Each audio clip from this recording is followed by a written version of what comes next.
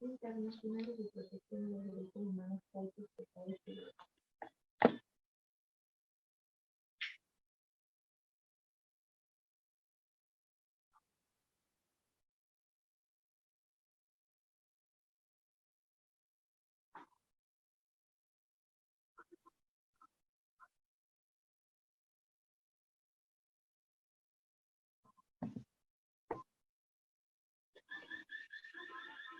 Buenas tardes a los que ingresan. Buenas tardes, profe. ¿Cómo están? Bien, bien.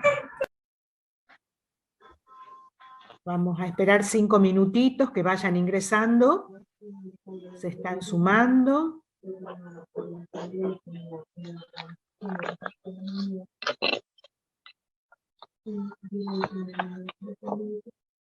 Mientras tanto, ¿tienen alguna pregunta para hacer, alguna duda, algo que quieran aclarar? ¿Podría ser profesora los temas del parcial? Los temas del parcial, sí. Bueno, fundamentalmente va a ser toda la primera unidad de lo que tiene que ver, son las 3 primeras unidades que integran, ¿sí? La primera unidad, todo lo que tiene que ver en torno a la comunicación, qué es la comunicación, los diferentes abordajes, las distintas posturas acerca de lo que es la comunicación, pero fundamentalmente lo que nos interesa a nosotros es que veamos las distintas teorías que han trabajado la comunicación. En ese sentido, que quede bien clara la propuesta, ¿no es cierto?, que nosotros tenemos en relación a superar esos modelos lineales, que hoy vamos a volver sobre eso para trabajar la comunicación en el ámbito de las instituciones, esta necesidad de superar esos modelos lineales, unidireccionales, para pensar modelos mucho más orquestales, sistémicos, relacionales, culturales y sociales de la comunicación, ¿sí? Entonces, básicamente, todo lo que es la entrada esta para pensar la noción de comunicación, ver los distintos modelos teóricos de la comunicación, los componentes de la comunicación, pero ustedes quédense tranquilos porque antes del parcial vamos a subir un listado de los temas. Y tengan muy en cuenta también cómo es la lógica de los trabajos prácticos, ¿sí? Porque las preguntas van a ir en ese sentido que hemos planteado en los trabajos prácticos. Y en esta parte ya, en la clase de hoy, que es la clase número 3, nosotros vamos a hacer un abordaje, ya cada vez nos vamos acercando más a la especificidad del objeto de estudio, que es lo que a ustedes les interesa, ¿no es cierto?, y que es pertinente para la carrera, que es el tema de la comunicación en el ámbito institucional. Sin embargo, la clase pasada, bueno, antes de introducirnos en el tema, primero quiero saber si no les ha quedado alguna duda de la clase anterior. ¿Han podido leer el trabajo práctico? ¿Más o menos les queda claro? Mañana vamos a responderlo juntos en la clase de consulta, que como les decía, como no tienen legislación, vamos a dedicar la clase de mañana a repasar ese tema y a tratar de aclarar las dudas en relación a los prácticos número 3 y número 4. ¿Sí? Bien. ¿Alguna duda? ¿Tienen alguna duda? Pero antes del parcial vamos a subir el temario, o sea, los conceptos que sí o sí tienen que manejar, porque también, y sobre todo en las primeras unidades, hay muchas lecturas, artículos que hemos abordado, que no son esenciales. Entonces, las preguntas van a tener que ver con los contenidos mínimos de la materia, y vamos a priorizar aquellos contenidos que estén más relacionados con la carrera, ¿sí? Pero no se angustien porque con tiempo vamos a mandarles cuál es el temario, cuáles son esos contenidos mínimos. Es puramente formal, el tema del parcial, o sea, lo ¿Ah? mínimo. Uy, espera, voy. Profe, disculpa una consulta. Sí, sí, Luciano. Bien, buenas tardes, ¿cómo está? ¿Cómo te va? Bien, ¿usted? Muy bien. Bueno, me alegro. Profe, disculpe, una consulta. El trabajo práctico 3 mañana se resuelve en la consulta y a ese trabajo lo podemos presentar hasta el viernes que viene, porque eso nos Sí, sí, dijo la sí, profe. sí. Teniendo en cuenta, hemos conversado con las profesoras, que teniendo en cuenta Sí. que el sábado no han tenido la consulta porque yo estaba enferma, les pido disculpas, pero lo vamos a recuperar mañana. Entonces Bien. no les vamos a exigir que lo entreguen. En el transcurso de la semana que viene pueden entregar ambos prácticos que, como ustedes habrán visto, son bastante sencillos, ¿sí? Muy básicos. ¿Mm? Bien, bueno, muchas gracias. ¿Y el trabajo práctico número 4 ya está subido? Todavía creo que no, todavía no, me dice Selva acá. Bien, o sea que hasta la semana que viene hay que subir el 3 y el 4.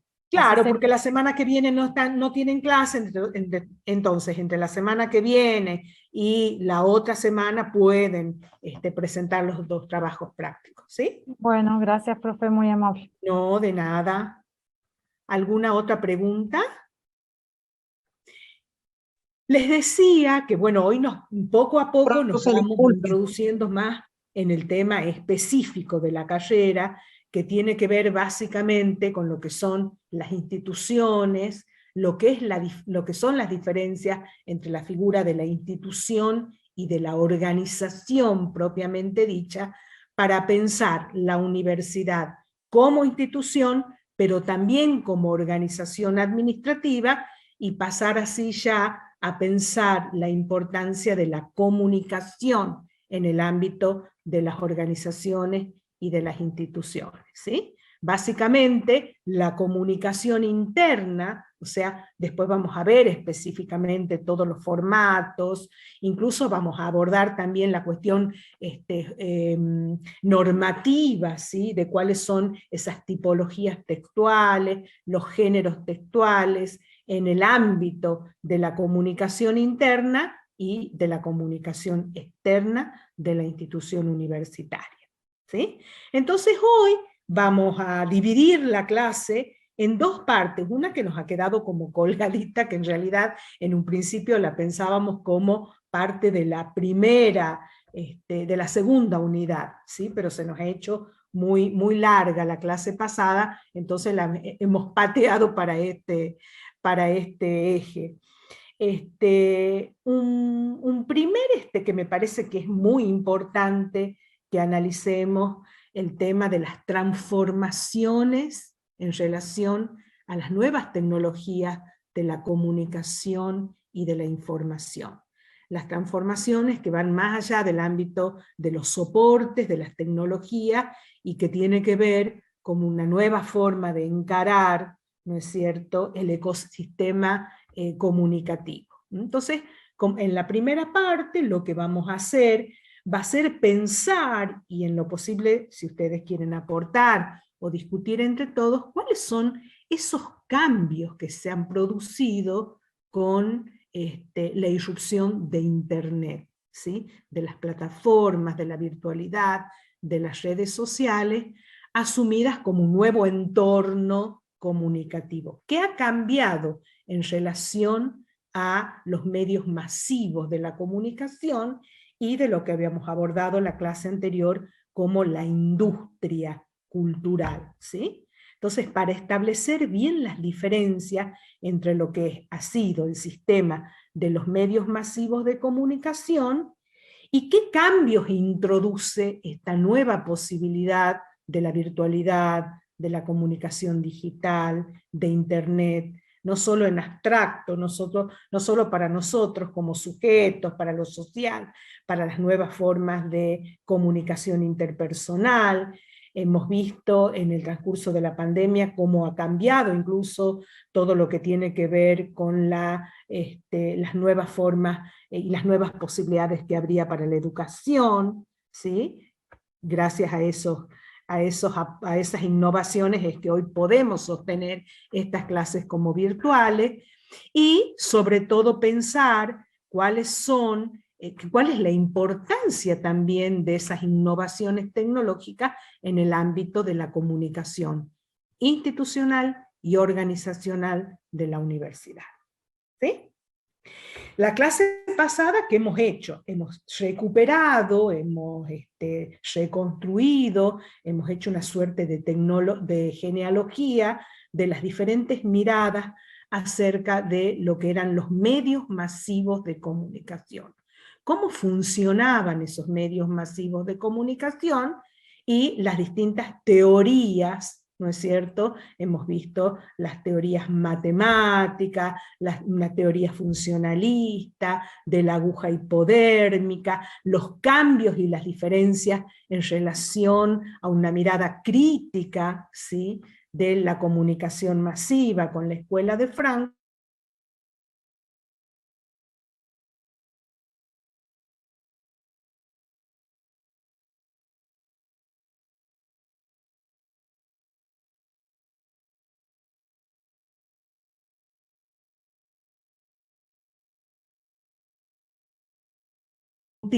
esa omnipotencia de los medios y recuperar el rol activo del receptor, ¿sí? La resignificación, la atención oblicua, ¿sí?, que también los receptores realizan, un poco para relativizar y discutir esta idea de que los medios son todopoderosos y que nosotros somos una masa amorfa que nos inculcan, ¿sí?, las ideologías.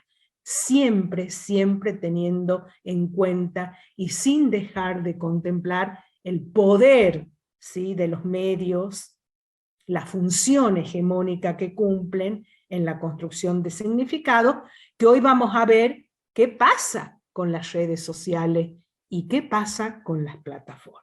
¿Sí? ¿Alguna pregunta hasta ahí en relación a los contenidos de la clase anterior? O sea, la clase anterior nos hemos ceñido a los medios masivos de comunicación, a la industria cultural. Hoy vamos a recuperar las características de la comunicación masiva para ver los cambios que introduce Internet. ¿Sí? Y vamos a hablar de nociones que rodean a estos cambios, que es muy interesante porque es un fenómeno que es contemporáneo, o sea, nos está acompañando, ¿no es cierto? Entonces, también nosotros nos vemos de alguna manera interpelados por esos cambios, por esas nuevas lógicas, que siempre están, siempre nosotros decimos, no tenemos una mirada mediocéntrica, ¿sí? No decimos Internet es esto y determina estas formas de actuar, estas formas culturales, estas formas de relacionar, sino que siempre relacionamos esa cuestión de la tecnología y la abordamos en términos de los usos que se hacen de esas tecnologías.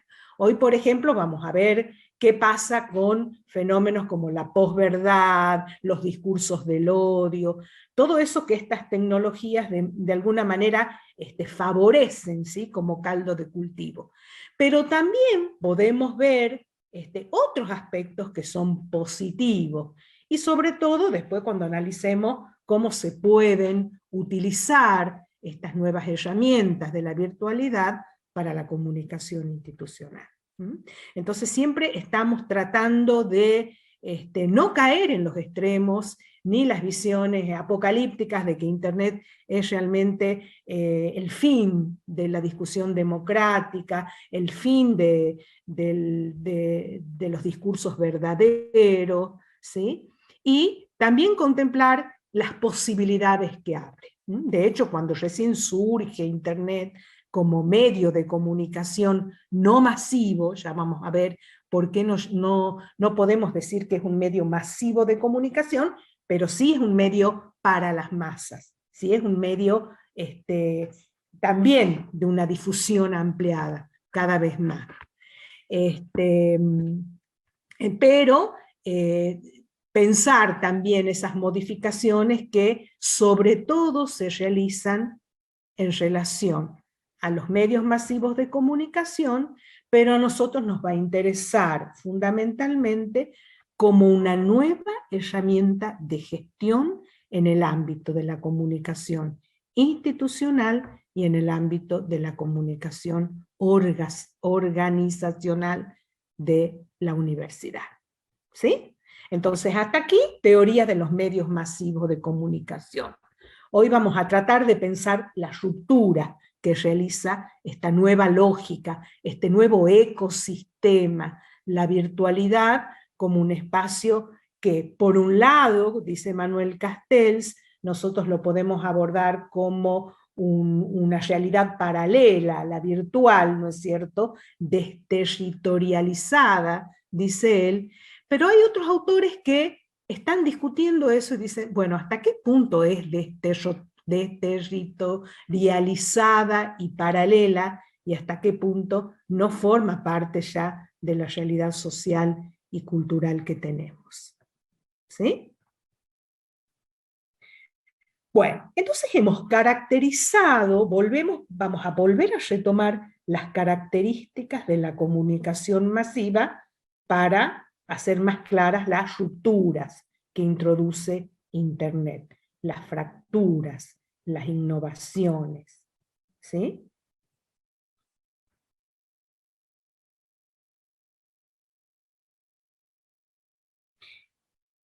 Habíamos caracterizado los medios masivos de comunicación fundamentalmente en base, y a partir, habíamos dicho, de la imprenta, la posibilidad que habría de la reproducción en serie de mensajes, ¿sí? Lo habíamos caracterizado fundamentalmente como, les decía, esta posibilidad que habría para trascender las barreras espaciotemporales, ¿sí? Que es una característica que Internet va a potenciar. Si ustedes hacen una genealogía del proceso de la historia de las distintas tecnologías de la comunicación, van a ver que esas posibilidades de trascender barreras espaciotemporales se profundizan cada vez más. ¿Sí? Entonces es interesante no pensar estos cambios, estos hitos en términos de rupturas y de quiebres, de un antes y un después, sino en términos de procesos complejos donde los medios conviven también, ¿sí? en ese escenario comunicacional. No es que la comunicación masiva haya desaparecido, que ya no haya radio, que ya no haya televisión, sino que esos medios, ¿sí?, se reconfiguran. Hay una suerte de refuncionalización de todos estos medios, porque siempre la emergencia de un nuevo medio de comunicación pauta, ¿sí?, las características de los medios anteriores, que se reubican en el ecosistema comunicativo. Redefinen sus funciones. ¿Sí? Nosotros ya no vemos televisión solamente en el aparato, sino que la podemos ver también virtualmente, ¿sí?, a través de Internet. Les decía, profundiza esta posibilidad de trascender barreras espaciotemporales, porque nosotros podemos ver un programa que ha sido emitido hace un mes atrás, tranquilamente. ¿Sí? Bueno, ¿cuáles eran esas características distintivas de la comunicación masiva? Fundamentalmente la centralización de la información, ¿sí? Emisión centralizada a cargo de una institución visible, ¿sí?, TN, Clarín, una institución visible y una difusión generalizada a la masa, ¿sí?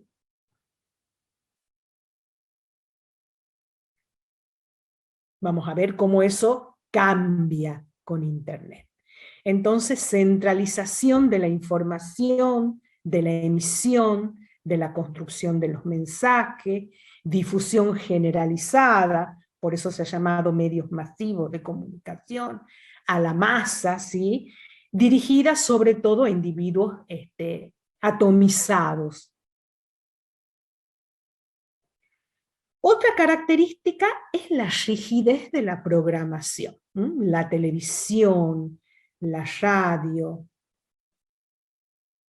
tienen una programación pautada, rígida, diseñada y pautada justamente por esta centralización de la información.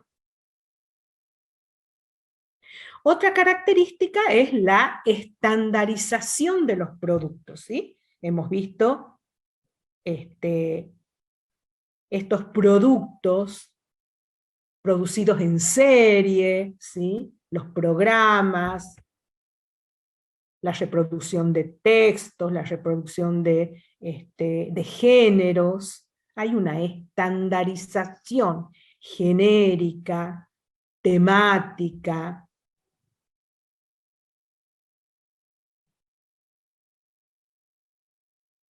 que también, ¿no?, a cargo de esa emisión centralizada que dispone de los medios tecnológicos y también de un cuerpo profesional.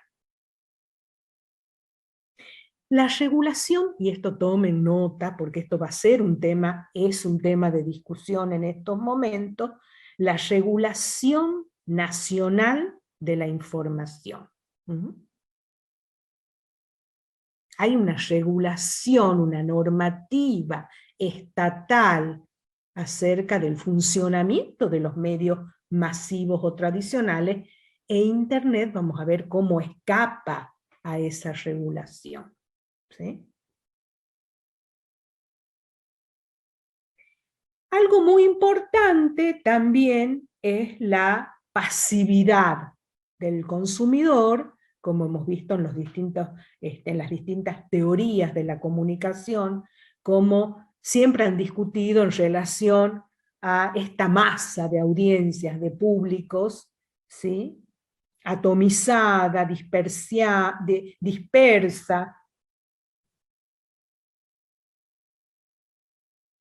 y la idea de receptores pasivos que reciben estos productos comunicacionales.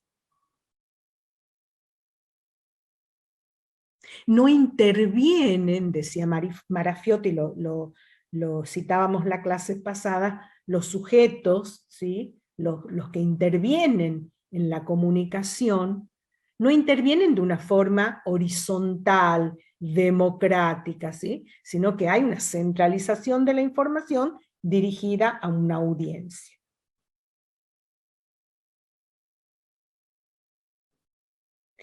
Ahora bien, la sociedad red, como dice Manuel Castel, la sociedad de la información, la galaxia Internet, estas innovaciones que se producen a través de Internet, van a acabar con esa centralización, ¿sí? Esa figura del autor va a estallar en diferentes figuras autoriales, y ese público masivo, anónimo, va a avanzar sobre la producción de información, sobre esa posibilidad, convirtiéndose en emisores, ¿sí? Todo lo que son en las redes sociales, el periodismo ciudadano, la difusión de información acerca de los sujetos. Entonces esta sociedad red, dice Castel, se caracteriza por la dispersión reticular de la información. Ya no es esa información centralizada, con una cara visible, institucional, sino que se dispersa en forma de retícula, ¿sí? Se flexibiliza y ofrece diversas opciones y modelos a los receptores que ya no son tan pasivos. Intervienen, ¿sí? Habrán visto ustedes todos estos fenómenos, ¿no es cierto?, de la coautoría de los textos digitales, propiciando modelos interactivos, o sea, el receptor se convierte en receptor, interviene, ¿sí?, de una forma mucho más horizontal, y ya vamos a ver, cuando veamos el formato, ¿sí?, de esta red, de esta dispersión reticular, vamos a ver justamente, bueno, y ustedes como usuarios de Internet saben que nosotros ya no somos esos receptores pasivos que leemos un libro, que vemos un programa de televisión, sino que tenemos un rol mucho más activo, ¿sí? Vamos decidiendo el recorrido de la comunicación, de la información que queremos obtener, y como diríamos, vamos linkeando, ¿sí? Vamos en búsqueda de la información con un rol mucho más activo. Vamos estableciendo nuestras propias genealogías de conocimiento, de construcción de sentido. Es lo que ustedes hacen cuando les interesa un determinado tema, ¿sí? Piensen en esa experiencia y empiezan a googlear, ¿sí? A buscar, y ese texto lo lleva a otro, y ese texto linkea con otro, ¿sí? Entonces ahí ya no tenemos una posición pasiva de un texto que llega cerrado, ¿sí?, con un principio y con un fin, sino que nosotros establecemos el recorrido. Entonces hay una posición mucho más activa del emisor, del receptor, perdón.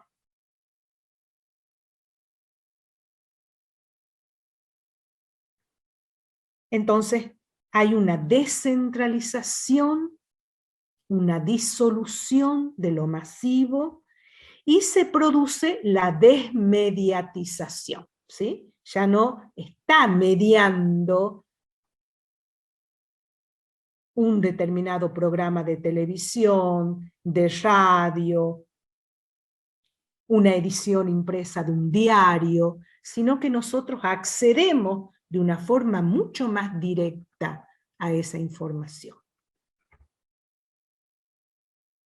Lo cual también es ambiguo y paradójico, porque, a ver, esa es la posibilidad que abre Internet, pero también nosotros podemos leer un artículo, leer una novela, ¿sí?, ver un capítulo de una serie de televisión en Internet que tiene un principio y tiene un fin, ¿sí?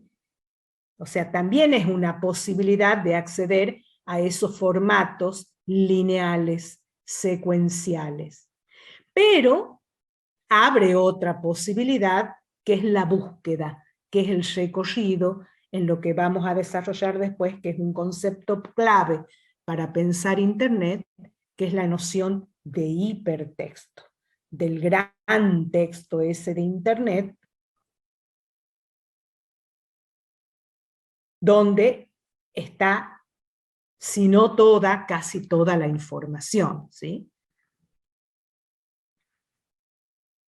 Otra ruptura muy importante en relación a los medios masivos de comunicación y a la industria cultural es ese esquema de estandarización del cual hablábamos, donde se producía lo mismo para todos, ¿sí?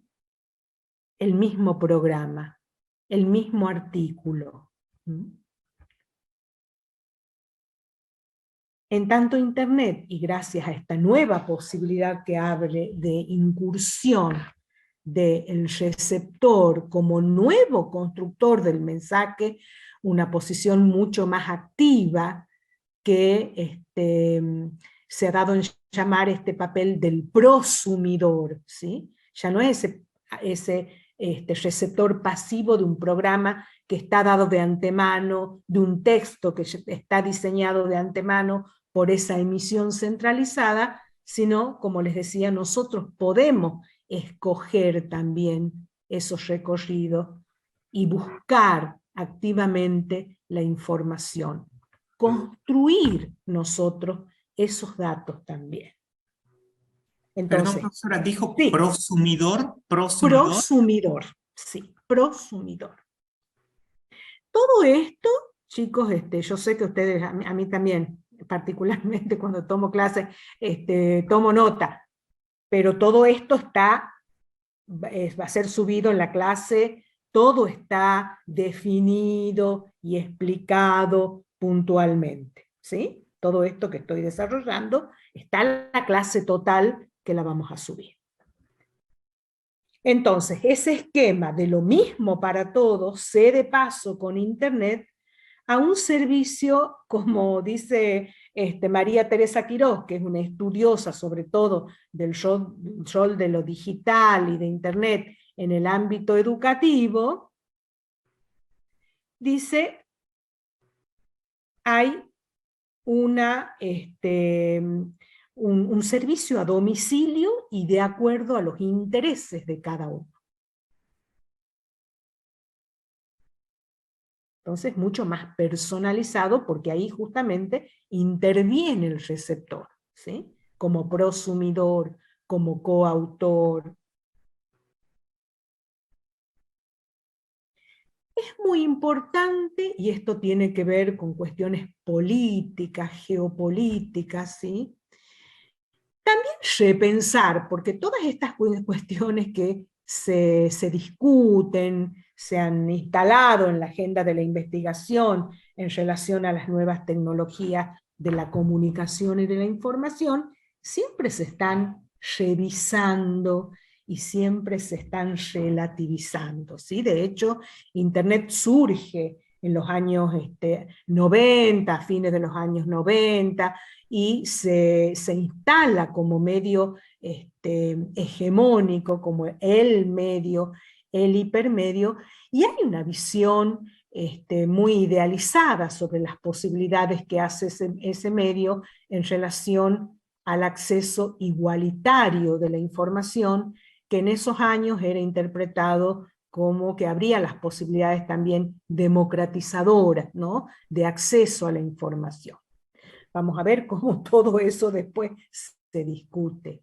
Y esto que recién describíamos como la descentralización de la emisión en Internet, la dispersión de la autoría, ¿sí? La dispersión esta reticular en forma de ramificación, ¿sí?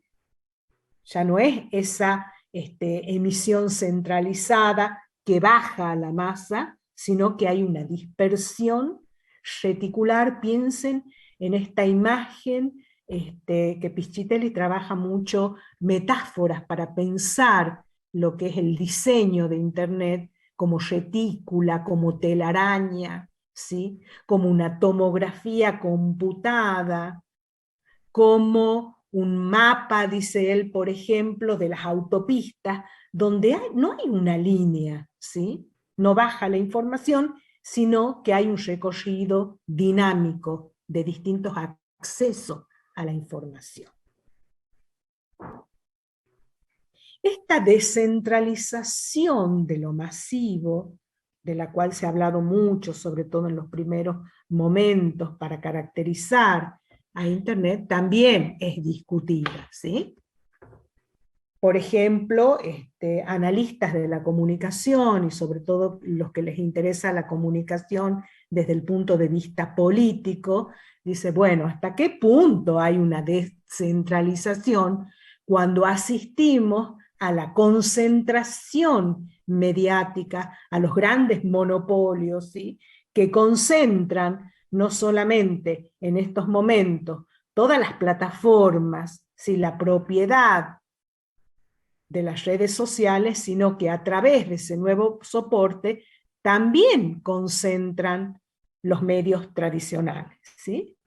Entonces hay una concentración monopólica, económica, y por ende política, ¿no?, con todo el poder que tienen estas grandes concentraciones mediáticas. Autores como Ramonet o como Natalia Suazo han hablado, ¿no?, de estos grandes, ¿sí?, estos grandes de estas grandes empresas de la galaxia Internet, como Google, como Facebook, YouTube, Twitter, Yahoo, Apple, Amazon, todas ellas norteamericanas, ¿sí? Con un gran poder de concentración mediática, ¿sí? Entonces, también podríamos revisar esa noción de la desmasificación y la descentralización. De hecho, a nivel económico hay una gran concentración.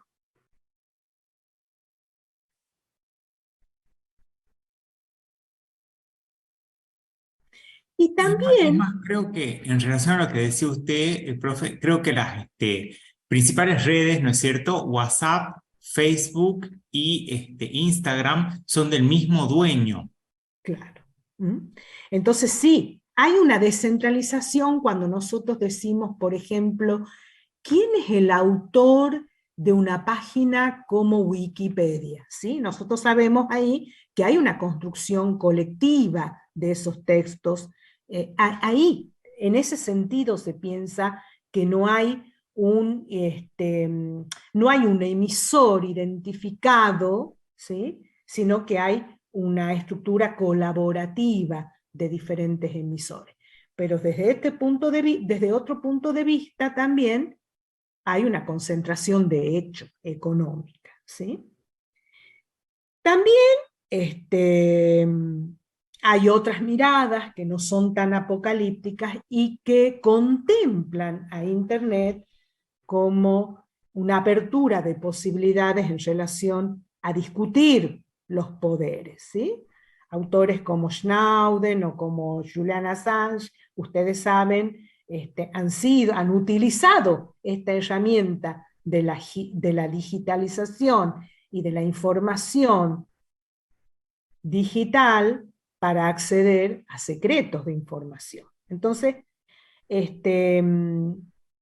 también están pensando, ¿sí?, en las posibilidades de comunicaciones alternativas o contrahegemónicas a través de esta nueva herramienta. Entonces, es interesante trabajar las tensiones.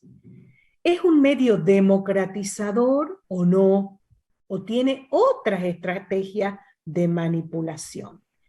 Y en ese sentido, tenemos que tener en cuenta un dato muy concreto que tiene que ver, como todos sabemos, ¿no es cierto?, cómo esa información es comercializada por estas grandes redes que venden nuestra información personal, ¿no es cierto?, a través de algoritmos a empresas, ¿sí?, para vender nuestros intereses, nuestros perfiles, y que seamos consumidores potenciales para ciertas empresas. Entonces, también ahí hay una manipulación, ¿sí?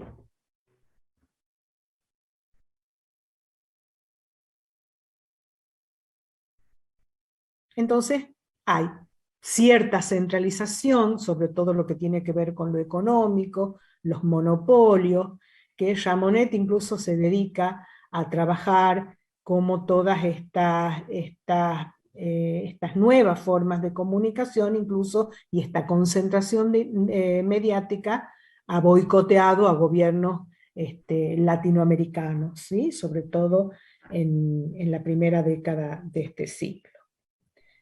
Sin embargo, Ramonet recalca que Internet también pone en jaque a los medios tradicionales, que también se ven interpelados por estas nuevas tecnologías y tiene que redefinir toda su forma de funcionamiento, ¿sí? Muchas veces un programa de televisión está dedicado a una discusión que emerge en las redes sociales. O sea, ahí hay una retroalimentación entre los distintos medios. Entonces Ramonet dice, sí, hay monopolio, hay concentración, pero también en las redes sociales están poniendo en jaque todo el tiempo a los medios tradicionales y hacen posible, ¿sí?, comunicaciones alternativas o contrahegemónicas que discuten esos relatos únicos de los medios tradicionales que siempre están asignados las editoriales, los programas, los canales de televisión, de radio, por anclajes ideológicos y partidos políticos, ¿sí? Identificados y funcionando como medio de propaganda de diversas ideologías. Entonces, me parece importante trabajar los cambios que se producen en relación a los medios tradicionales, pero siempre desde la problematización, o sea, esta nueva apertura, este nuevo entorno digital, esta nueva tecnología de la palabra, dice On, abre posibilidades, pero también hay elementos que son negativos y que atentan también contra un sistema democrático. Ya vamos a pasar después a analizar qué es esto de la posverdad, ¿sí? ¿Qué es esto de los discursos del odio, de las fake news? ¿Qué pasa en estas redes y cómo esas falsas noticias se han potenciado a partir de estos nuevos soportes tecnológicos, ¿sí? Entonces, les decía, es importante trabajar estas tensiones. ¿Qué cambios se introducen? Y algo muy importante, que ahora vamos a proceder a pensar también, es pensar que los medios tradicionales, ¿sí? Si bien hay un cambio de funcionalidad en el ecosistema, la televisión y la radio y la prensa no son las mismas con la irrupción de Internet. Se producen cambios significativos, pero de ninguna manera desaparecen, ¿sí? Del ecosistema comunicacional.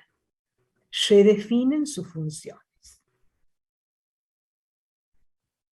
¿Mm? Vemos televisión en Internet de otra forma, escuchamos radio en Internet de otra forma, la prensa, leemos un artículo, leemos un diario, ¿sí? A través de Internet. Y ahí se produce un fenómeno que es muy importante para pensar los cambios de esta nueva tecnología, que es lo que se llama la convergencia.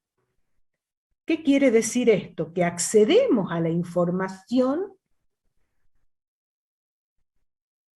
por canales alternativos. Todos estos medios convergen en Internet.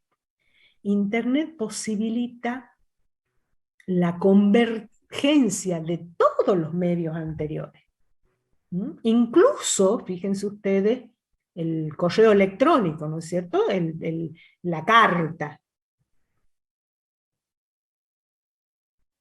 Entonces, Internet es el hipermedio, ¿sí? Que engloba a todos los medios precedentes, la oralidad, la escritura, la radio, la televisión, la prensa.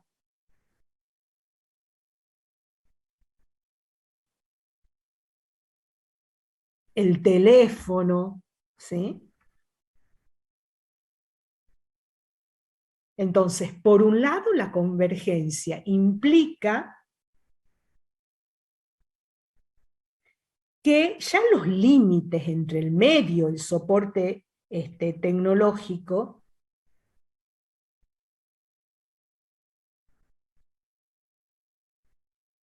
no está ceñido para transmitir mensajes que son mensajes de radio, de televisión, periodísticos, sino que se abre la posibilidad de esos límites rígidos de las tecnologías anteriores se difuminan, ¿sí?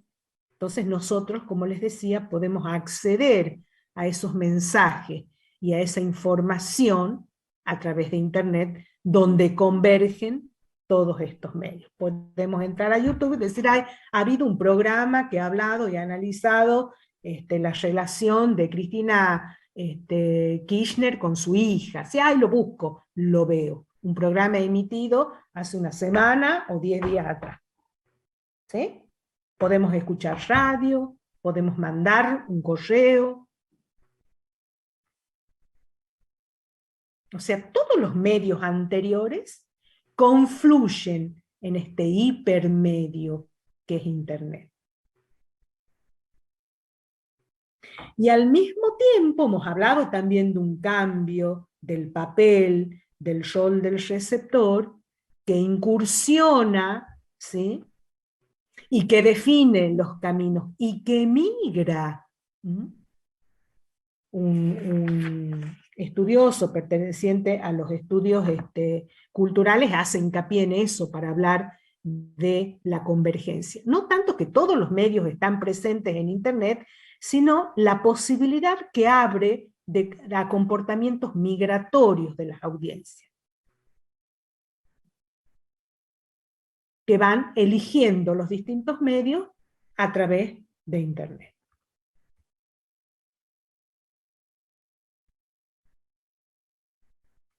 Por eso se habla de un hipermedio.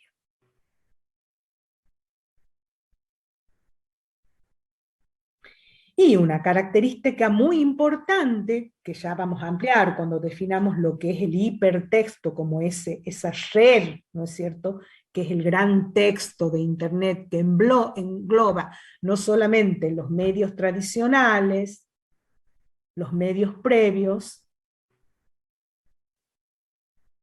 sino que hay un afán enciclopédico, ¿sí? Está toda la información.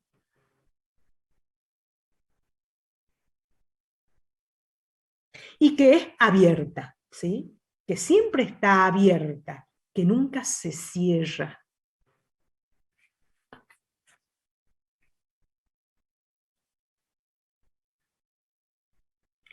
Y ahí pasamos, hemos dicho que hay 3 nociones que son claves para pensar estas innovaciones del entorno digital. La disolución de lo masivo, ¿sí?, cómo se fractura esa centralidad de la información, de ese emisor único, identificable institucionalmente incluso, cómo se dispersa reticularmente. La convergencia, ¿sí?, por un lado, todos los medios anteriores en este nuevo paisaje comunicacional están en un único soporte, disponible.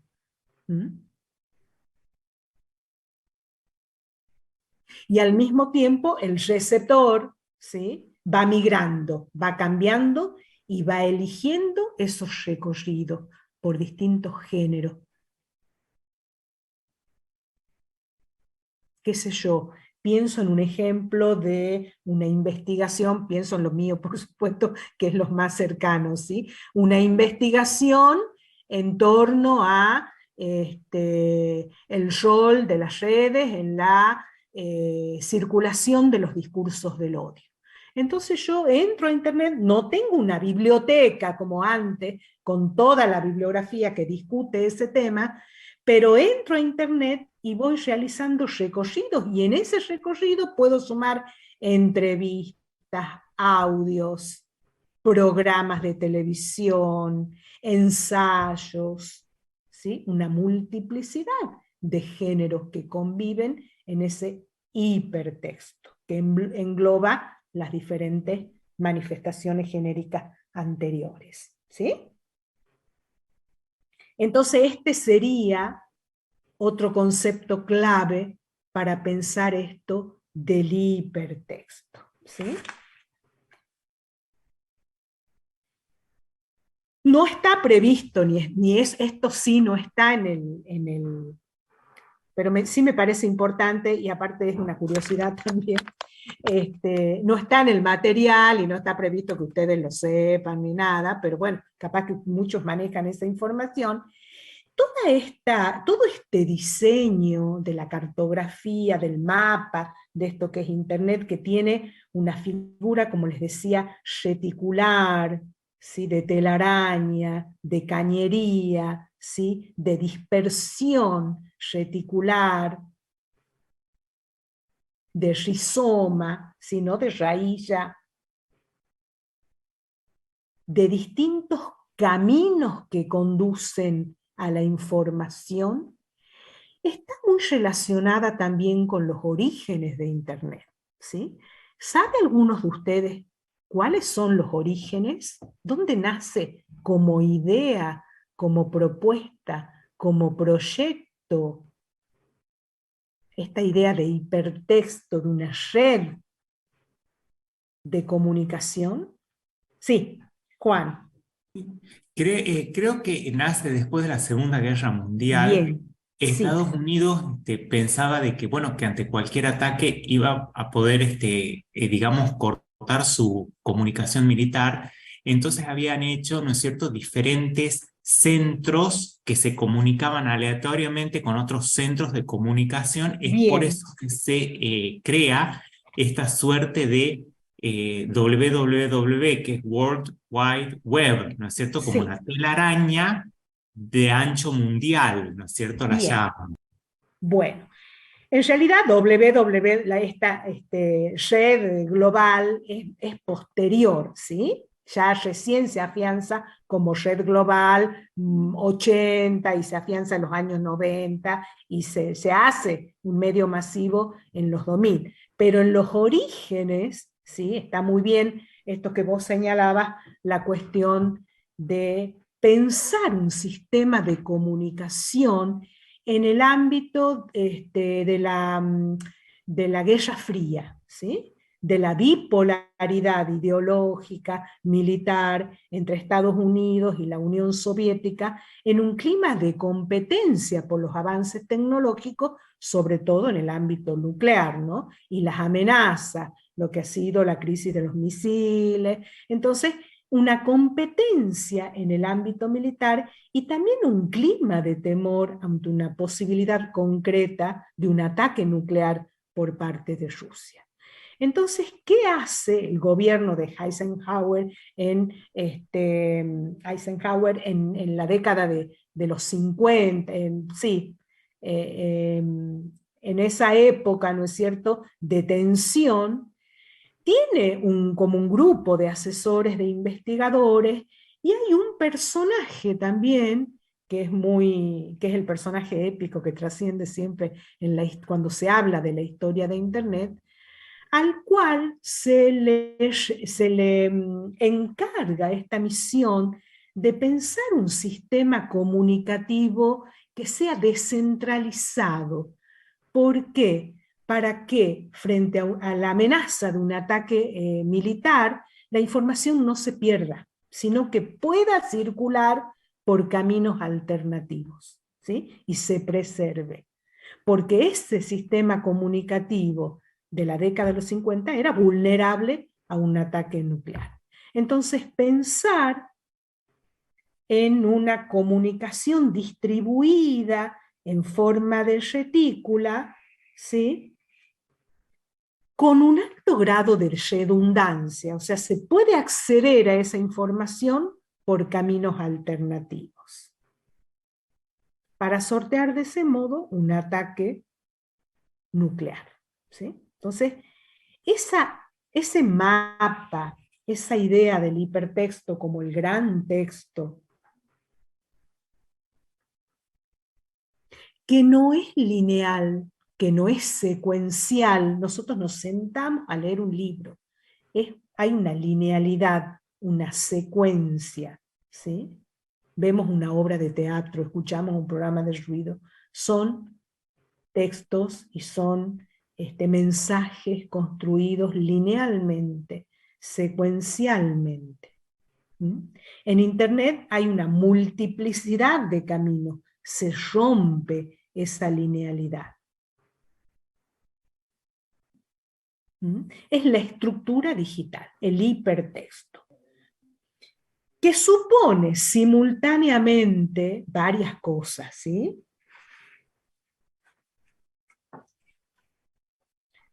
En primer lugar, el hipertexto tiene que ver con una conexión, ¿sí?, de distintos nodos o paquetes de información a través de enlaces, ¿sí? El enlace es la palabra clave.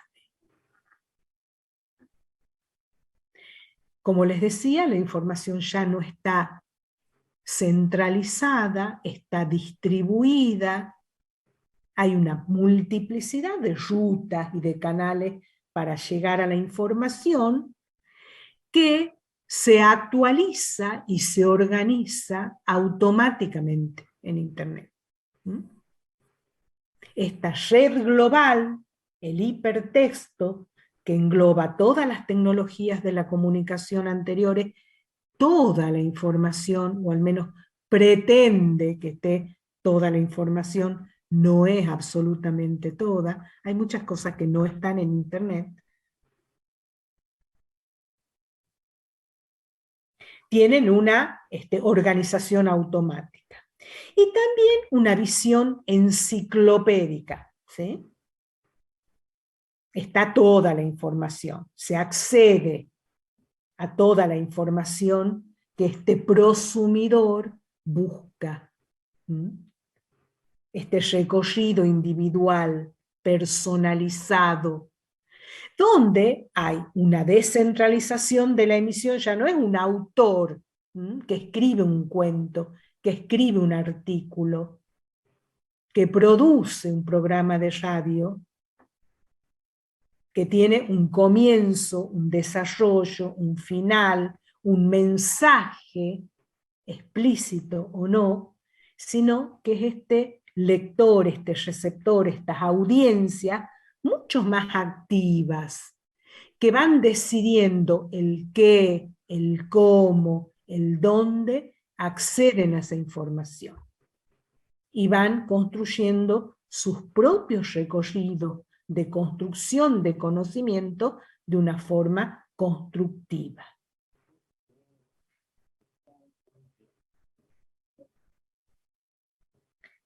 Este papel del prosumidor, este nuevo rol del receptor, mucho más activo, se llama interactividad, que es otra noción clave para pensar esta lógica del hipertexto.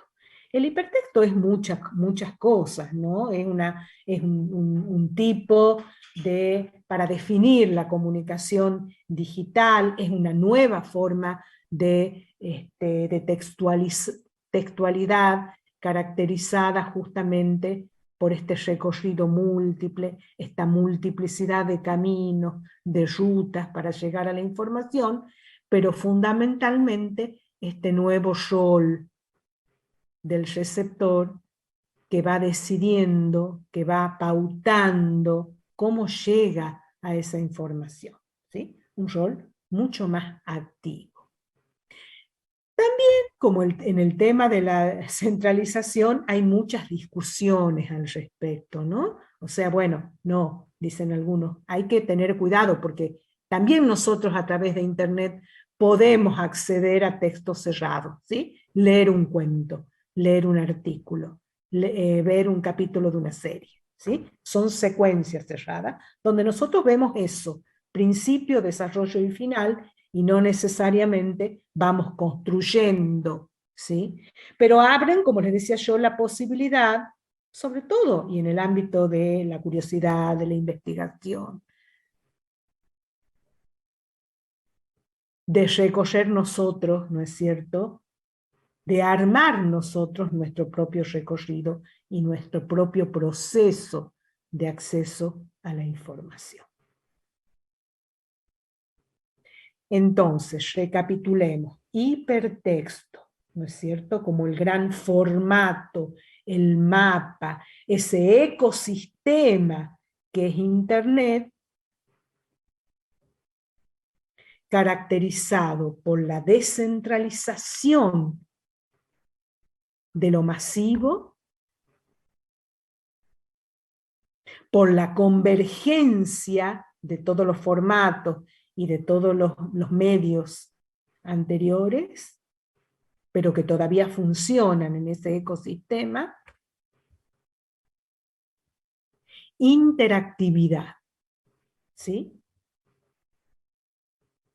Nuevas posibilidades mucho más activas de participación en la construcción de la información.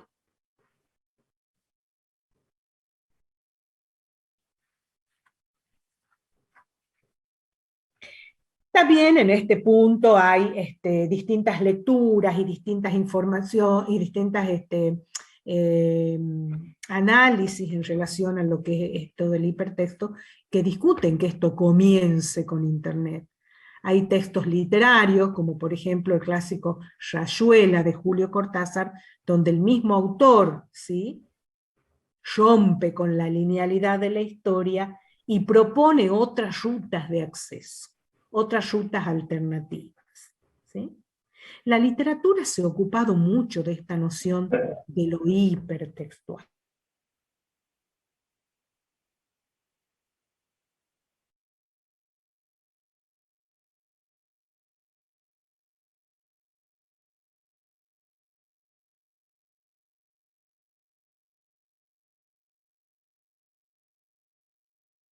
De enciclopedia infinita donde conviven todos los saberes, donde hay un laberinto, ¿sí?, donde hay múltiples caminos para llegar al conocimiento. La figura esta del laberinto borgiano, ¿no?, el Aleph, ¿sí?, donde está concentrado todo el conocimiento, pero sigue siendo todavía una estructura lineal, cerrada. En tanto que lo que caracteriza al formato este del hipertexto es que siempre está abierto, ¿sí? No tiene un final, sino se cierra.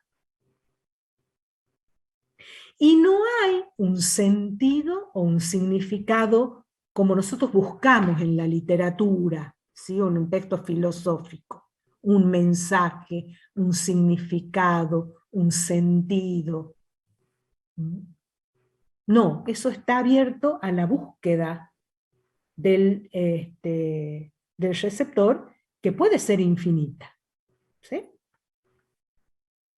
Entonces, ese mapa, ese escenario, tiene la forma de un rizoma, ¿sí?, de esas raíces que no son un tronco, ¿sí?, central, sino que son distintas flujos de comunicación, ¿sí?, distintas alternativas para llegar al conocimiento. Entonces hay toda una redefinición de lo que es el texto, de lo que es el rol del autor y de lo que es el rol del receptor, ¿sí? Esto es muy importante también para pensar desde una postura un poco más apocalíptica en relación a cómo esas posibilidades democráticas, igualitarias que se han celebrado con el principio de Internet, vienen también a poner en duda hasta qué punto estas nuevas tecnologías y sobre todo a partir del funcionamiento de las redes sociales, hay lógicas, hay dinámicas comunicativas que justamente atentan contra la construcción democrática, ¿sí? Estamos hablando de un fenómeno, ahí le sumo yo a la bibliografía, un artículo de un colega, ¿sí?, del profesor Pedro Gómez, que trabaja a partir de distintos autores toda esta cuestión de la posverdad como un fenómeno contemporáneo potenciado por las tecnologías de la comunidad, y especialmente por el ámbito de las redes sociales. Las plataformas, las redes, como nuevos dispositivos de esta era digital, este aumento exponencial de las nuevas tecnologías, la aceleración de los flujos de información y la presencia cada vez mayor de las fake news o las noticias falsas, ¿no?, que están lesionando el protocolo de veracidad que había caracterizado, al menos como objetivo, la forma del hacer de la investigación periodística, ¿sí? La finalidad era buscar una verdad. Sabemos nosotros que siempre las noticias son construcciones, son recortes, siempre ineludiblemente están ancladas ideológicamente. Pero había una cuestión, ¿no es cierto?, en el periodismo tradicional de exigencia y de respeto a este mandato de la veracidad, que se diluye totalmente con la proliferación de las noticias falsas en las redes sociales. Hay una desinformación continua, ¿sí? Hay una proliferación de noticias falsas. Y algo muy importante, cuando se habla de noticias falsas y de posverdad, siempre tenemos que tener en cuenta que no solamente son noticias que no se condicen con la realidad, sino que siempre hay una intención, siempre hay un uso deliberado de esa desinformación, propiciada por las redes sociales, que como he dicho se caracterizan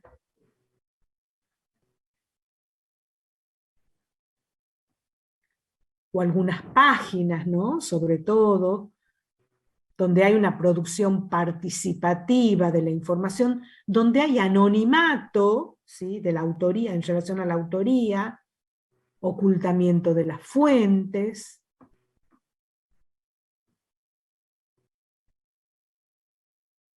No hay rigor informativo y tampoco hay verificación de los datos.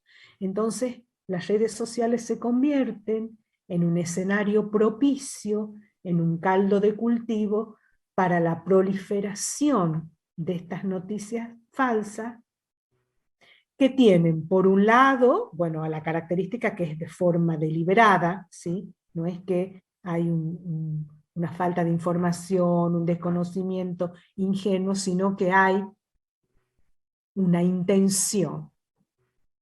Es de forma deliberada la difusión de estas noticias falsas. Y algo muy importante es que apelan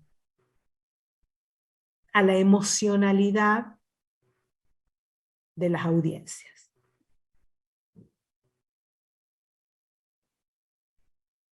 Los mensajes, como les decía, pueden ser manipulados, ensamblados, se añaden o se quitan elementos en las informaciones,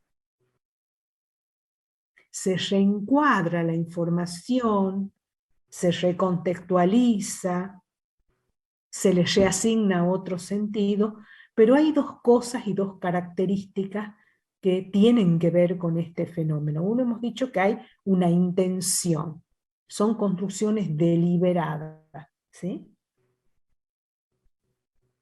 Y apelan a la emocionalidad. Por eso es muy importante para abordar esta circulación, no solamente de noticias falsas, sino de algo que nosotros estamos asistiendo todo el tiempo, y sobre todo los que están en las redes, Twitter, por ejemplo, a los discursos del odio, ¿sí? Se apelan a las emociones y se apela también a lo que se llaman los sesgos cognitivos. ¿Qué quiere decir esto?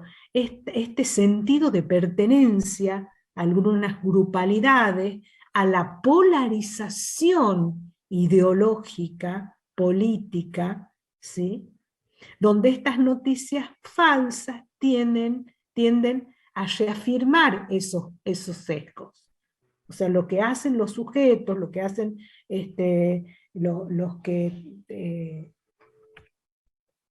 las audiencias, es reafirmar el sentido de pertenencia de acuerdo a esos, a la inclusión en esos sesgos cognitivos, reafirmar estas ideologías arraigadas, sedimentadas, y potenciar esta polarización, el enemigo, el otro, ¿sí?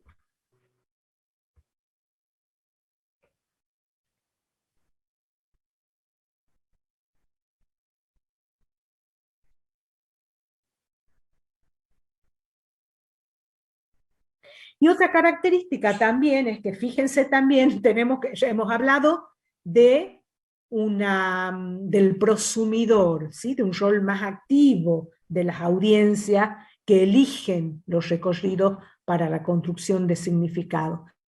Pero dice el profesor Gómez, bueno, no, acá tenemos que hablar justamente de lo contrario, o sea, no hay un receptor activo en el sentido de un receptor crítico que investiga acerca de la verdad, porque a veces, ¿sí?, esa información nos llega en un escenario de aluvión informativo, ¿sí?, donde llegan las noticias y muchas veces ni se las lee.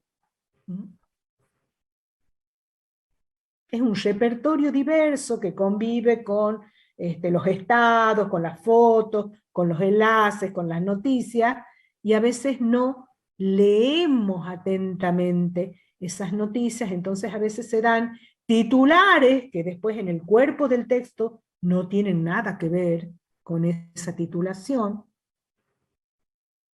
Titulares que a veces no tienen cuerpo, o sea que son nada más que el título, y titulares falsos, con notas que son falsas.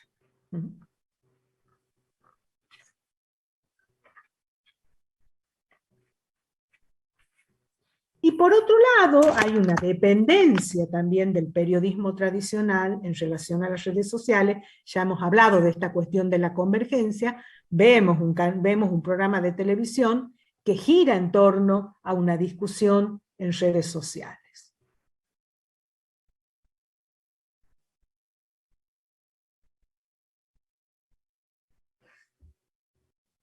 Y acá hay una gran responsabilidad de los usuarios, ¿sí?, que a veces funcionan como lo que saben ustedes se llaman los trolls, ¿no es cierto? Que son figuras, son líderes de opinión que trabajan construyendo estas noticias falsas y trabajan en función de ciertos intereses políticos, ideológicos, económicos. Entonces son los mismos usuarios los que diseminan toda esta información falsa, las fake news, y al mismo tiempo son los únicos, ¿sí?, que con otra posibilidad, otra forma de situarse ante ese aluvión informativo y esa llegada que es que a veces llega en el medio, en la pantalla, en el medio de una multiplicidad de otros mensajes de una forma tangencial, ¿sí?, y que a veces acríticamente enviamos a un amigo sin ni siquiera abrir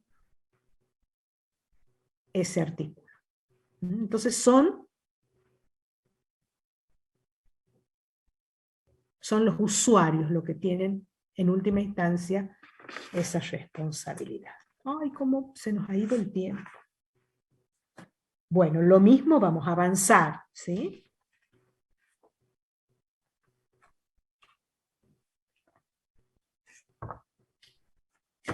Bueno, después ahí yo les he sumado en la bibliografía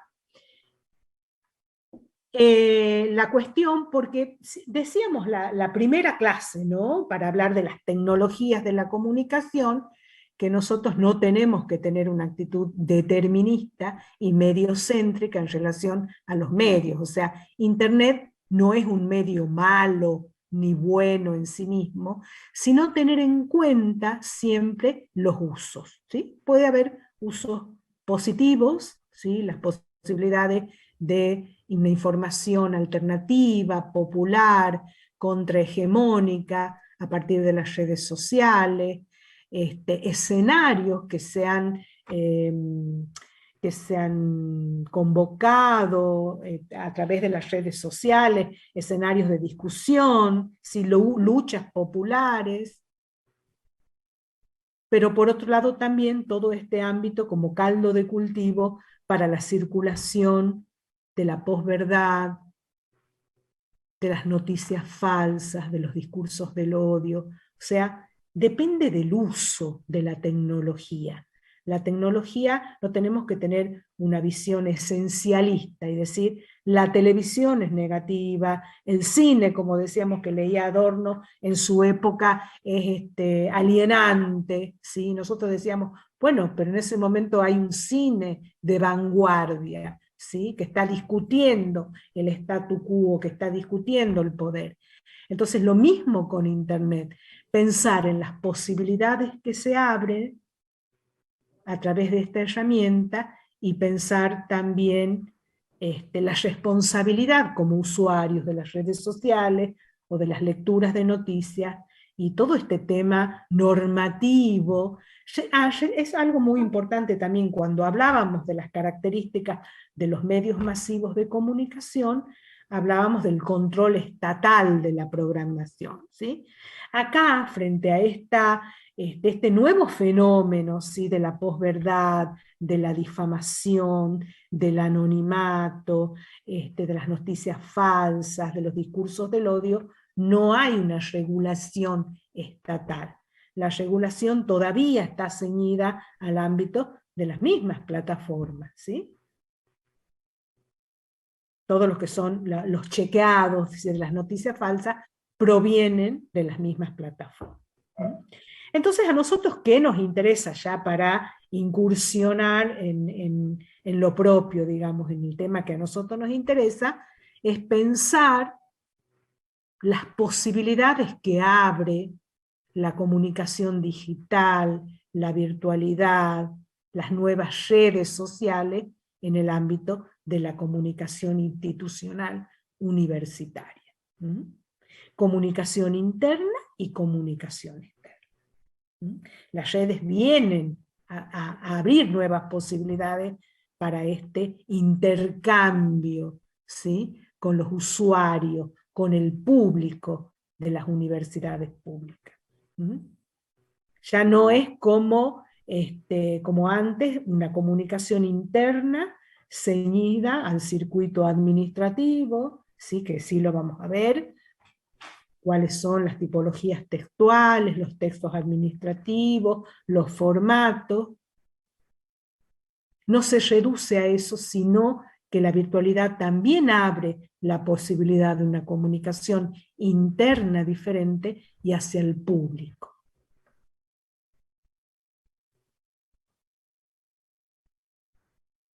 Entonces, por eso pensar, ¿no?, a Internet como apertura de posibilidades y qué rol cumple en estas nuevas formas de circulación de la información.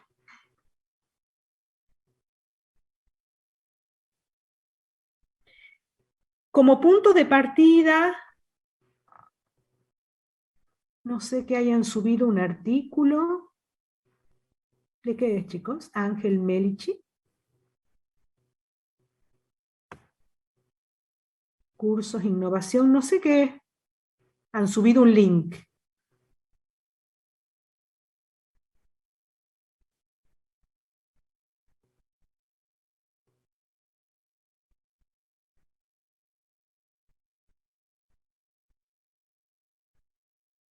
Ahí está la agencia DARPA, los orígenes militares, recién. La inteligencia artificial. Bueno, este es otro tema, el tema nuevo, ¿sí? Cómo incide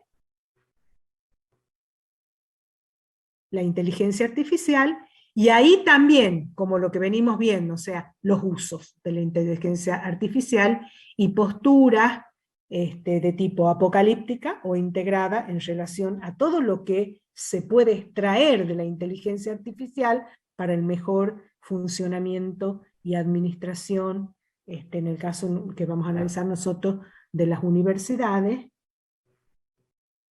sin dejar de advertir, ¿no es cierto?, cuáles son, porque bueno, detrás de todo esto que hablábamos de los algoritmos, ¿sí?, de la creación de los perfiles por parte de las plataformas para vender esa información y hacernos a nosotros clientes posibles de ciertas empresas, también ahí hay un uso de la inteligencia artificial. ¿Mm? Pero sí, es otro punto, ¿no?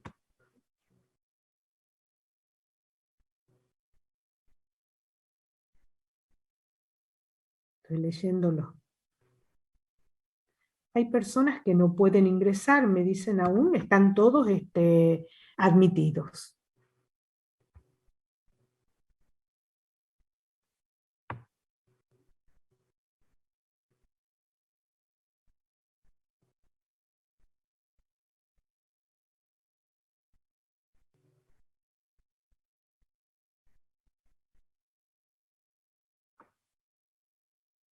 En este curso, dice, analizaremos los conceptos centrales del fenómeno de la desinformación. ¿Cuál curso?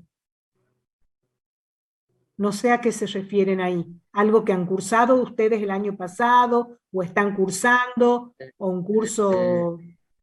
¿Tú decís que no hemos demorado? Profesora, buenas tardes. Sí. ¿Cómo te Sí, va? no, bien, no, compartí un link, casualmente recibí hoy una invitación de los cursos de Innovar de argentina.com.ar. Es algo que me Bien. parece bien interesante a lo que estamos viendo hoy en Bien clase, interesante. Sí, sobre desinformación y noticias fact. Sí, muchas gracias. Por eso lo compartí ahí. Muchas gracias. Y Bueno. si les interesa algo sobre inteligencia artificial, ya que estamos, ya enseguida voy a compartir un link de una charla que va a haber vía virtual en la UNT el martes a la tarde. Sí, sí. Y creo que hoy había una en la Facultad de Derecho. Creo que tenía que ver, pero esta la organiza la Sí, Secretaría capaz que es un Académica ciclo. y la UNT virtual. Sí, sí. Hoy había una que a mí me hubiera gustado ir porque un colega de la carrera, el profesor Oscar Flores, que hablaba de todo este tema de, más con la circulación de los discursos del odio en contraposición o en tensión con este concepto de la libertad de expresión y cuáles son los límites de la libertad de expresión frente a las noticias falsas, a los discursos del odio, al rol de los haters, ¿sí? O sea, toda esa discusión que está en el escenario, por eso no es algo donde se pueda asumir una posición definitiva, porque es algo que se está discutiendo, y donde siempre estas nociones como discursos del odio emerge, no en contraposición, pero siempre en relación con otras nociones como la libertad de expresión, ¿sí? O sea, bueno, tiene que ser libre, porque existe la libertad de expresión. ¿Cuáles son los límites de esa libertad? ¿Qué pasa con la cultura de la cancelación, por ejemplo? ¿Es un límite o en última instancia no termina siendo también una censura? ¿Sí? Entonces, son temas que yo siempre digo, más que como nociones y definiciones acabadas, es muy fructífero afrontarlas como problemáticas, ¿sí? Para repensarlas todo el tiempo.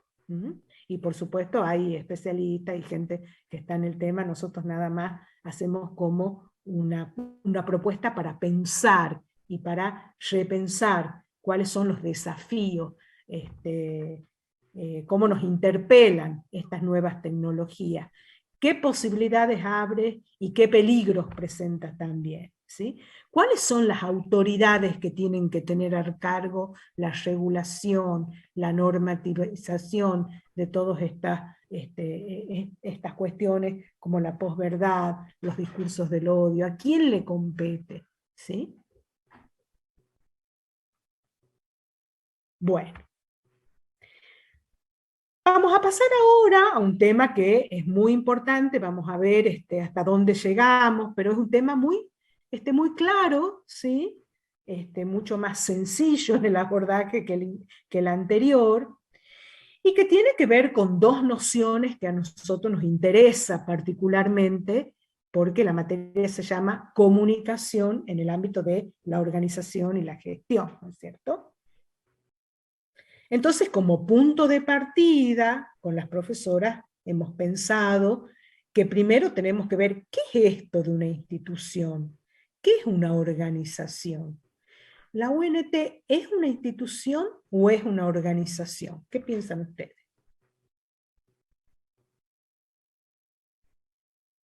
Porque son dos cosas diferentes, pero en algunos puntos, ¿no es cierto?, pueden coincidir.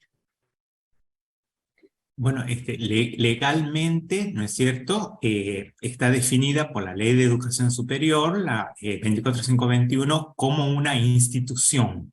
Bien. Es una institución, sin lugar a dudas, la Universidad Nacional, ¿sí? Es una institución que básicamente, siempre una institución es un sistema, ¿sí?, de índole social.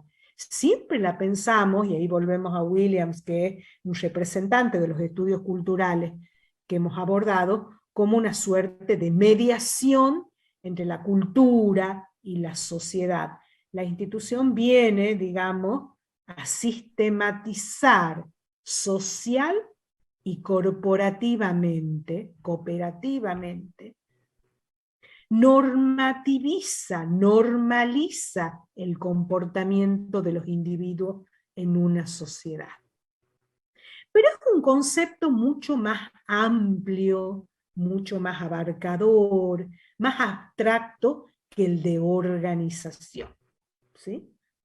La institución son normas, ¿no? Rigen la organización social. Nosotros hablamos de la educación, de la escuela como una institución básica de nuestra cultura y de nuestra sociedad. La universidad, la escuela, la familia es una institución.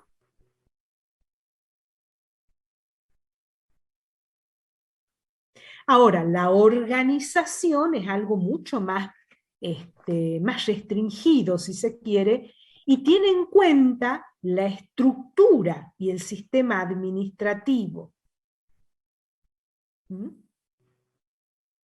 Es una estructura organizativa, un sistema de organización que siempre está dirigido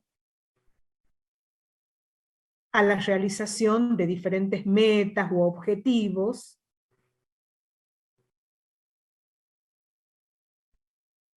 y que tiene que ver con la gestión de los individuos.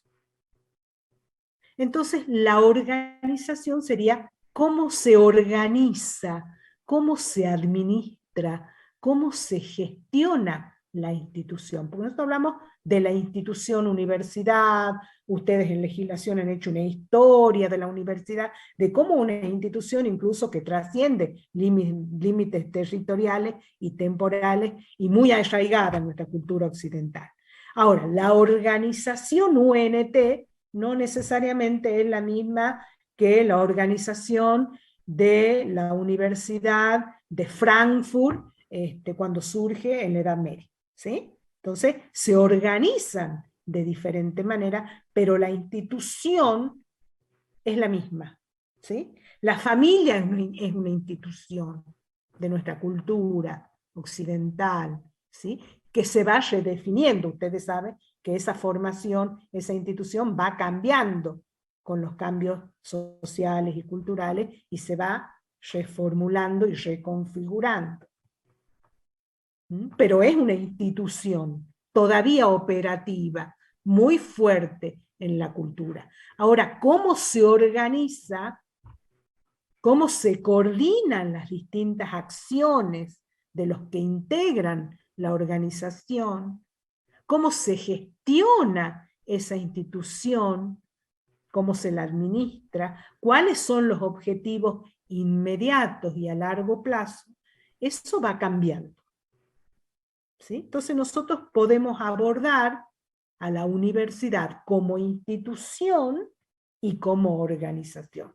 ¿Qué nos interesa a nosotros concretamente para abordar la gestión en la universidad?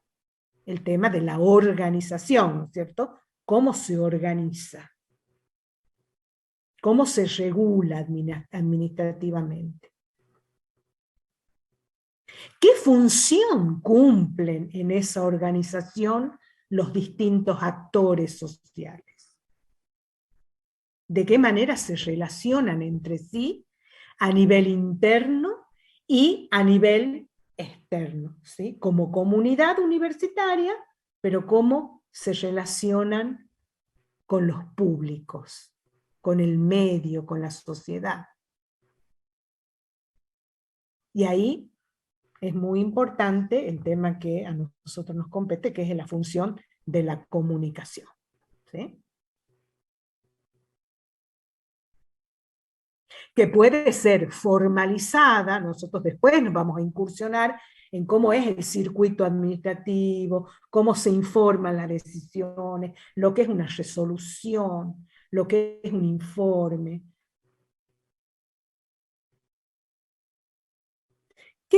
Y ahí vamos a hablar de otro autor también que que hemos mencionado en la clase anterior, cuando hablábamos de los estudios culturales, que es Raymond Williams, que él habla de las instituciones, y siempre hace hincapié en esta cuestión de cómo las instituciones van cambiando su función en distintos contextos sociales.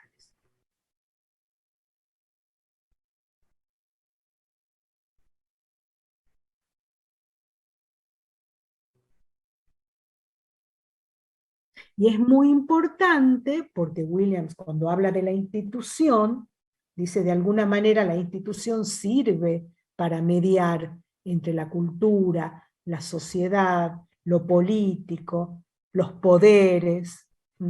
Le asigna a la institución un rol mediador en la sociedad.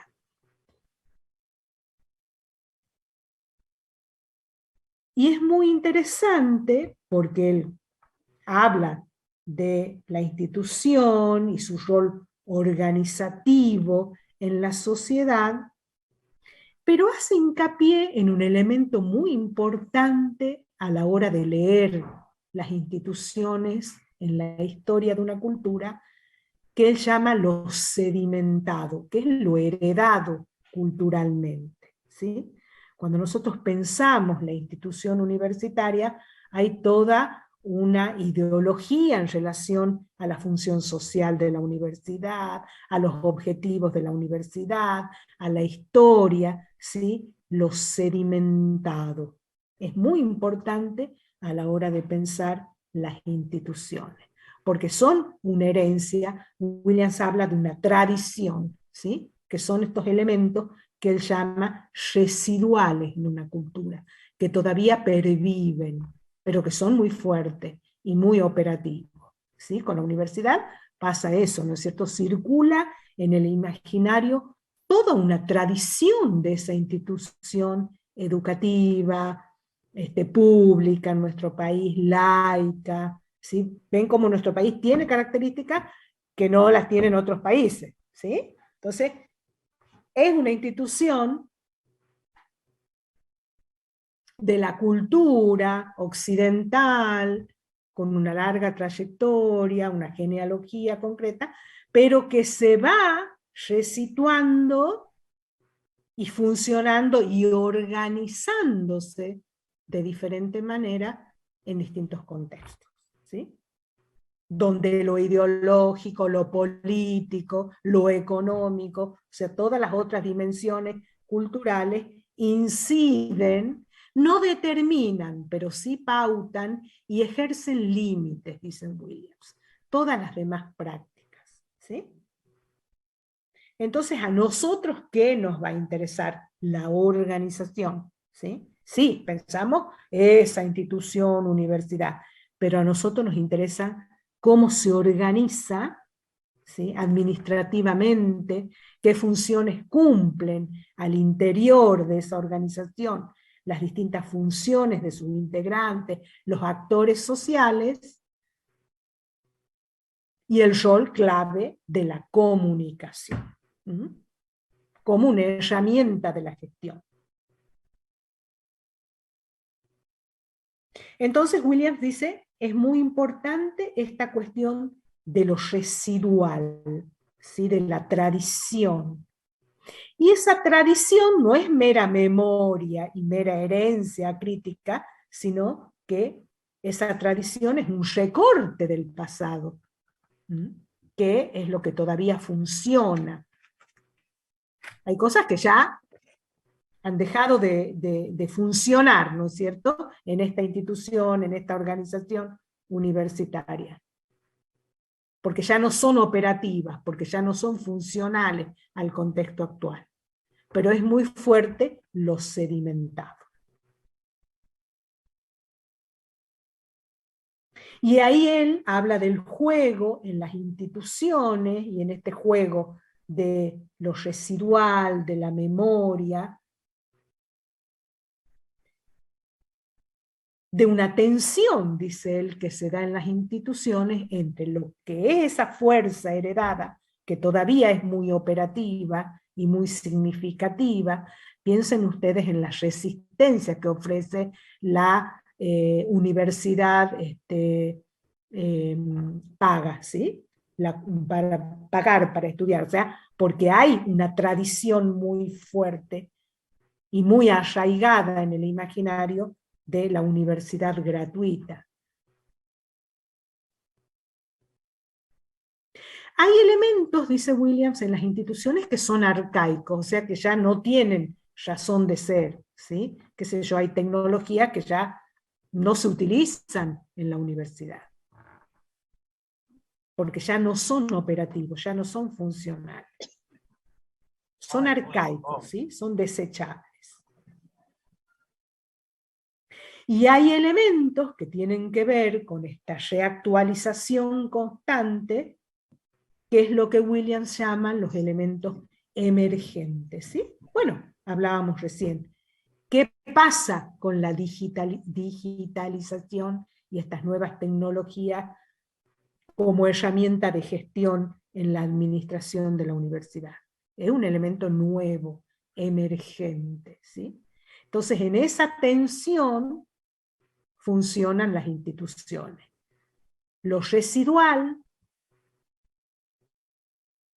lo dominante, ¿sí? ¿Qué domina? ¿Qué es lo que siempre va a ser como esencial a esa institución? ¿Qué es arcaico? ¿Qué ha sido desechado porque ya no es operativo? ¿Y cuáles son los elementos emergentes, nuevos? ¿Sí? Entonces estamos pensando más en términos de organización que de institución, ¿cierto? Nosotros sí podemos teorizar sobre lo que es la institución, universidad, el rol que ha cumplido en la historia, cuáles son los objetivos mediatos, inmediatos, ¿sí? Cómo están atravesados, pero otra cosa es pensar la organización. Y ahí hay un aspecto muy importante que tiene que ver con el diseño de lo que es un organigrama, ¿sí? Cómo está diseñada esa organización, cuáles son los roles que se cumplen desde las autoridades, los funcionarios, el cuerpo docente, el cuerpo no docente, los asesores, o sea, todo un diseño de los roles y de las funciones que cumplen los distintos actores sociales y que no son fijos tampoco, ¿no es cierto?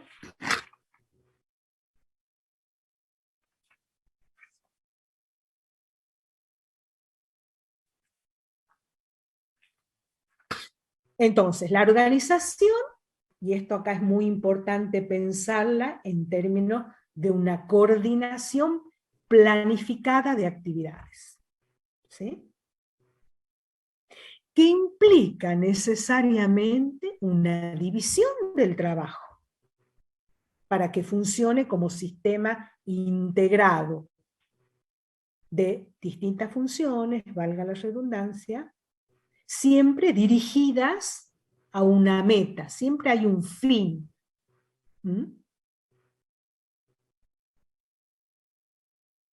Podríamos decir que el de la universidad es básicamente la construcción de conocimiento.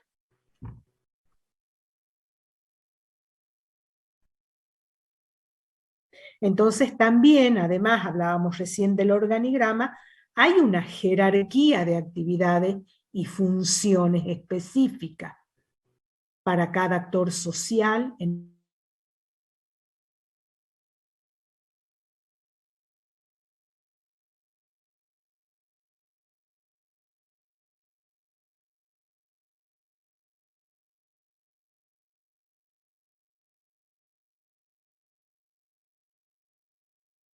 operativo de esta organización.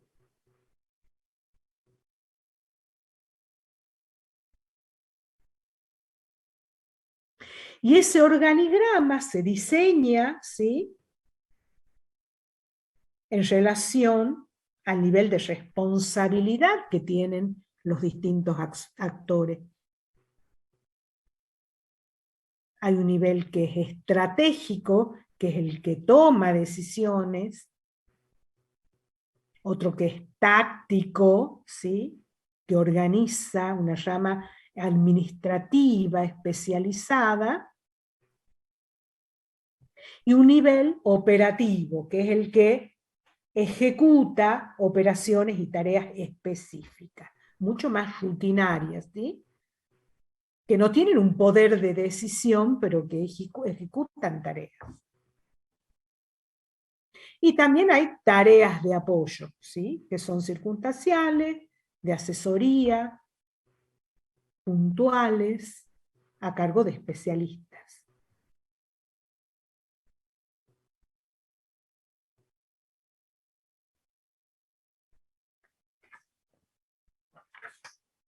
Es muy importante para pensar la organización de una institución, pensar esto que hemos planteado en la primera clase, es un poco el tema de pensar a la institución y al rol clave que va a cumplir la comunicación en términos de un sistema, ¿sí?, de un sistema relacional de interacción.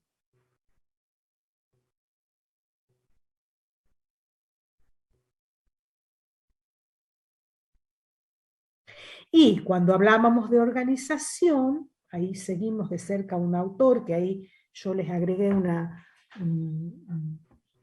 un artículo porque es básico para pensar este tema de la comunicación como herramienta clave en la organización y en la administración institucional, que es Washington Uranga, que es un periodista aparte muy conocido, que trabaja la importancia de la comunicación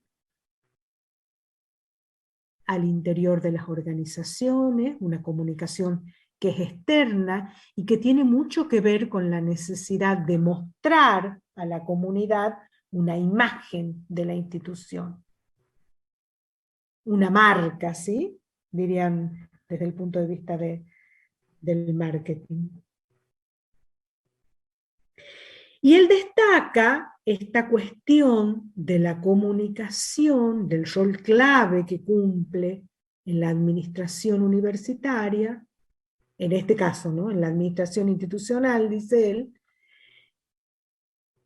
la cuestión de la planificación. O sea, no hay organización si no hay una planificación.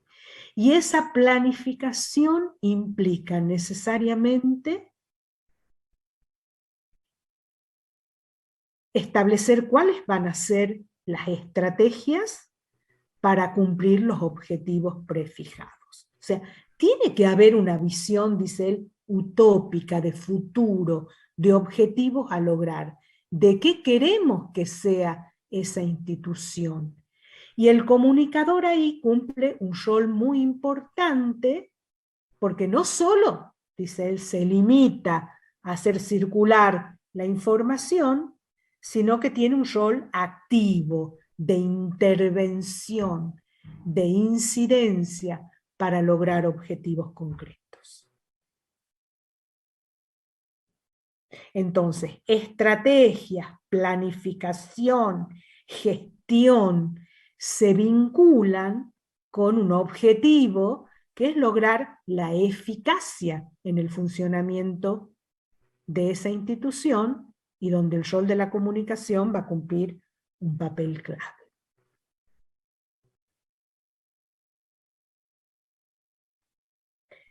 Bueno, después hay algunas cosas que están en los apuntes que son O sea que no es muy importante que nosotros las desarrollemos porque son muy claras, o sea, toda esta estructura jerárquica del organigrama o las diferencias entre una comunicación externa para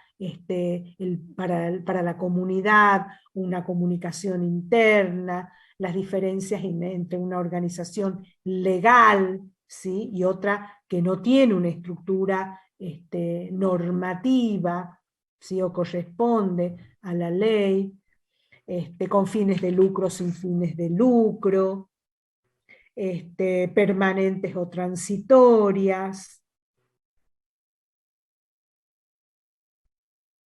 verticales u horizontales. Hay algunas que son muy jerárquicas, ¿sí? Que tienen un diseño vertical, que sería el caso de la universidad, donde hay toda una jerarquización, ¿no es cierto?, en relación a las tomas de decisiones y a la responsabilidad.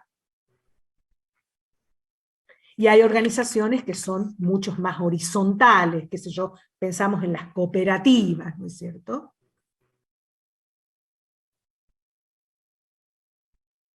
con fines de lucro, sin fines de lucro, más formalizadas, más informales, ¿sí? Algunas que son circunstanciales, que son organizaciones que tienen un comienzo o un fin, cuando han cumplido los objetivos desaparecen, ¿sí? Decíamos en el caso de la universidad, no, porque es una institución de nuestra cultura con una tradición muy fuerte, ¿sí?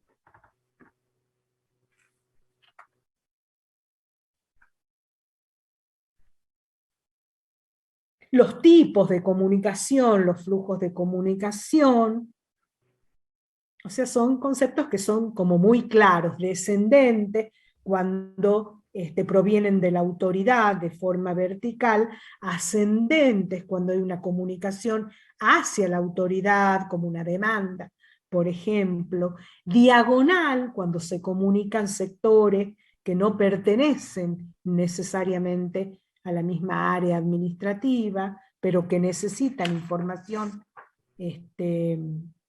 cruzada.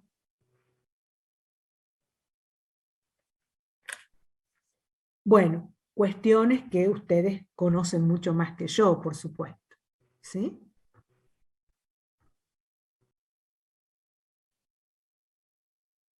Bueno, vamos concluyendo entonces. ¿Alguna pregunta de las nociones desarrolladas? ¿Algún aporte? ¿Alguna inquietud? Si se quieren ir ya, lo guardan para mañana. Mañana a las 10 de la mañana vamos a abrir el aula para las consultas, para ver los trabajos prácticos, el trabajo práctico 3, que es del tema anterior, y el 4, que es sobre este tema, para ver las dudas y ver cómo responderíamos a esas preguntas de los trabajos, ¿sí?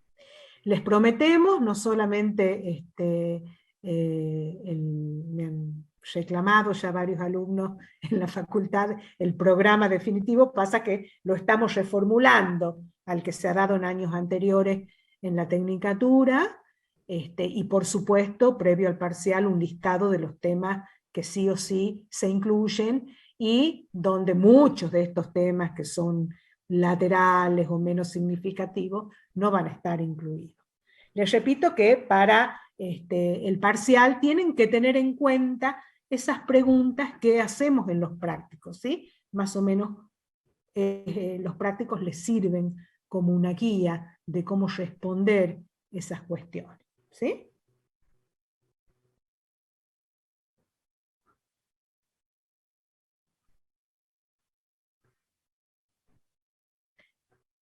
¿No tienen ninguna otra duda, otro cuestionamiento, otro aporte, inquietud?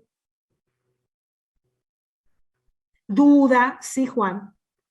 ¿El práctico, digamos, lo subiría mañana usted para poderlo realizar o durante la semana? El 3 creo que ya está subido, Sí, Selva, el 3 ¿no? ya El está. 4 todavía no. Ah, bien, el 4 es el que falta. Bien. Bueno, los podríamos subir para ir contestando.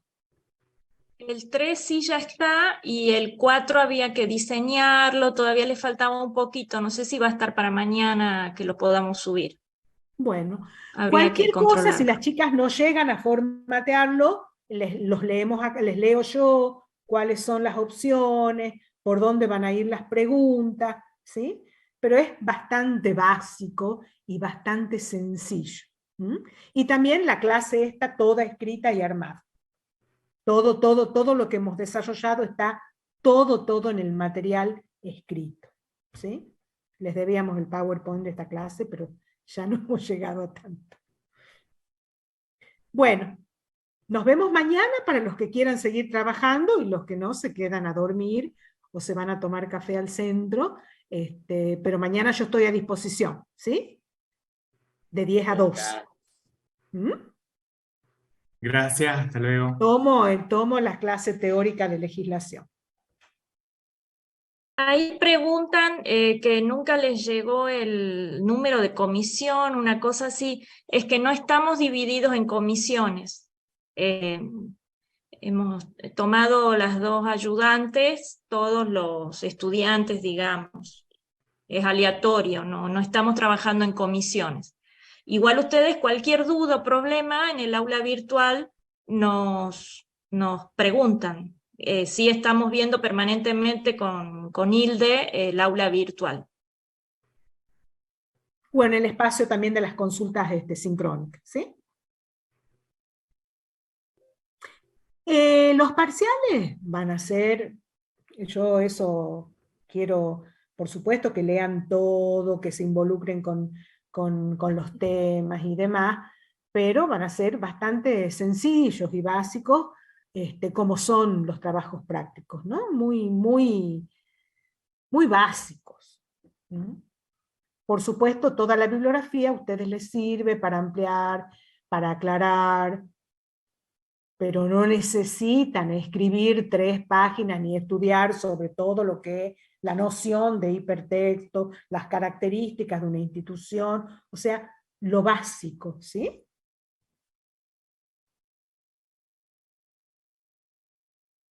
Bueno, si no tienen ninguna otra pregunta, nos vemos mañana. Van pensando las preguntas para mañana y las resolvemos. Profe, tengo una consulta. Sí.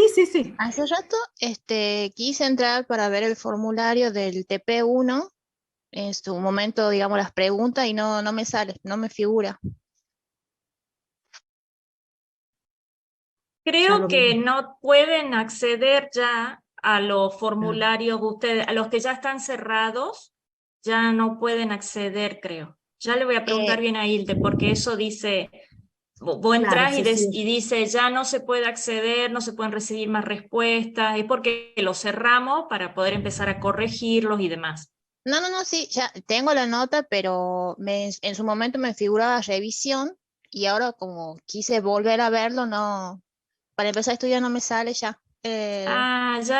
Bueno, ya lo vamos a ver con Hilde, a ver cómo, yo voy a anotar. Claro, porque sería interesante que los chicos los tengan ahí para estudiar para el parcial. Claro. Bueno, nos vemos mañana entonces para los que quieran seguir trabajando y los que no es obligatorio, para nada. Los que tengan dudas, inquietudes, los espero mañana a las 10, ¿sí? Mañana, profe. Muchas gracias, descansen.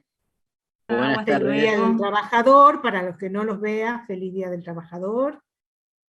Igualmente, la pase lindo usted también. Bueno, nos vemos mañana.